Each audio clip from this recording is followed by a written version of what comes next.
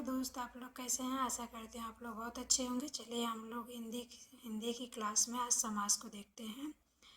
ठीक है, चलिए अपनी क्लास को स्टार्ट करते हैं। दोस्तों, अगर हमारी क्लास आप लोग को अच्छी लगे तो इसे लाइक और सब्सक्राइब जरूर करिएगा। दोस्तों, आप लोग एक बार सब्सक्राइब तो ज़रूर कर लिया कीजिए। ठीक है, चलिए अपनी क्लास को स्टार्ट करते हैं। निम्नलिखित में से कौन सा तत्पुरुष समास का उदाहरण नहीं है? तो ये आजन्म। निम्नलिखित किस एक में कर्मधारय समास नहीं है?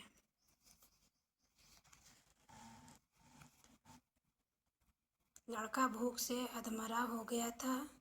तुम्हें अपना भला बुरा स्वयं सोचना चाहिए। विवाह संबंध में ऊंच नीच देखना पड़ता है। उठो, दिया बत्ती का समय हो गया।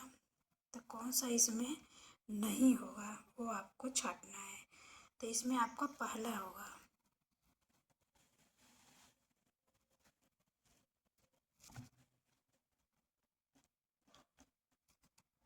गुरुदेव शब्द में समास है। गुरुदेव शब्द में समास है। अव्ययी समास है कि तत्पुरुष समास है कि बहुव्रीहि समास के कर्मधारय समास? तो इसका डी सही होगा, कर्मधारय समास है। बारहसिंगा शब्द में समास है। बारहसिंगा शब्द में कौन सा समास है? तो बहुव्रीहि समास, द्वंद्व समास, कर्मधारय समास, अव्ययी समास। तो आपका पहला सही होगा, द्वंद्व समास है।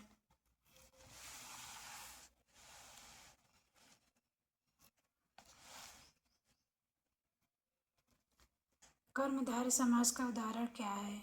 गगनचुंबी, पाठशाला, श्वेत पत्र या कि नीलकंठ? तो इसका पहला सही तो सी सही होगा, श्वेत पत्र। परमानंद में समास है। परमानंद में कौन सा समास है? तो इसमें कर्मधारय समास है, बी सही होगा, छठवां का। निम्नलिखित में से कौन सा समास नहीं है? कर्मकारक समास। किस समास में दोनों पद प्रधान होता है? तो द्वंद्व समास होता है।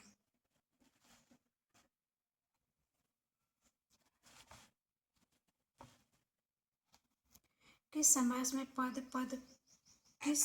में प्रथम पद संख्यावाची तथा अंतिम पद संज्ञा हो, वह है क्या है वह? तो वह द्विगु समास है।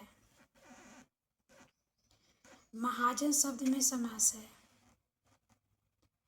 महाजन शब्द में समास है तो यह आपका कर्मधारय समास है।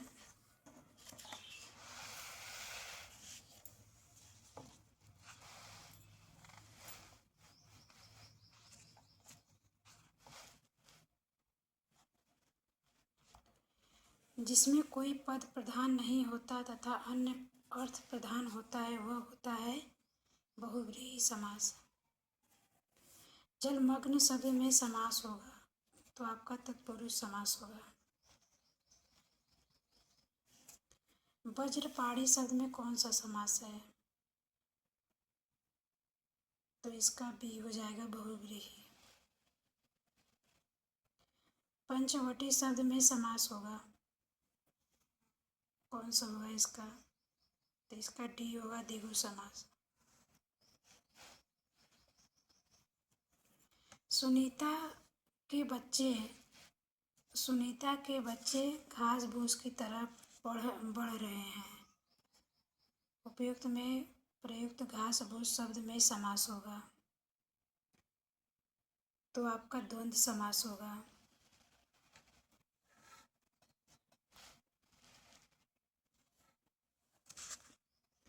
निम्नलिखित शब्दों में से कौन सा शब्द बहुव्रीहि समास का उदाहरण है? तो शूलपाणी। इनमें से कौन सा शब्द द्विगु समास है? तो आपका डी होगा, चतुर्भुज।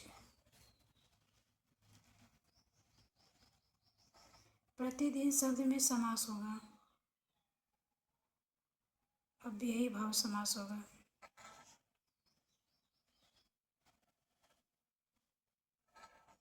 जिन समस्त पदों में पहला शब्द संख्यावाची हो और उससे समुदाय का बोध होता हो तो उसे कहते हैं द्विगु समास कहते हैं।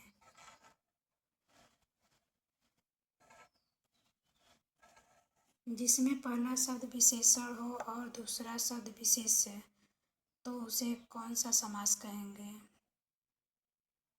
तो उसे कर्मधारय समास कहेंगे।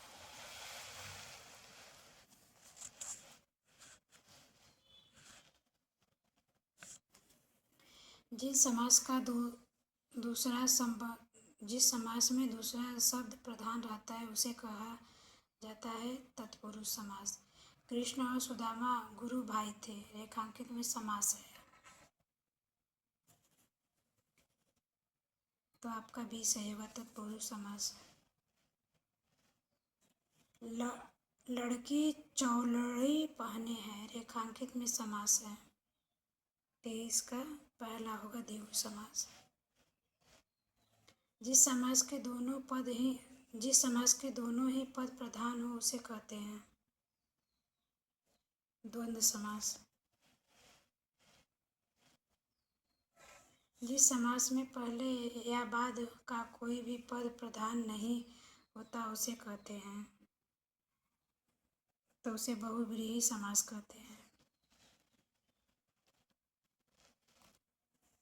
जिस समास में अर्थ की दृष्टि से उत्तर पद प्रधान और पूर्व पद गौण हो उसे कहते हैं तत्पुरुष समास।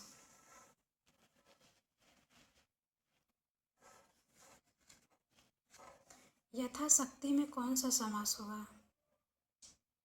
तो अव्ययी भाव समास।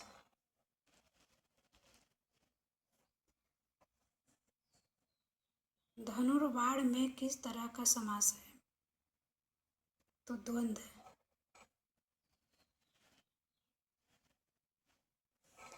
शोकाकुल में समास है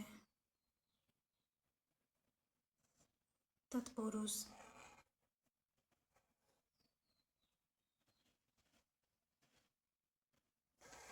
अकाल पीड़ित में समास होगा तो आपका तत्पुरुष समास होगा।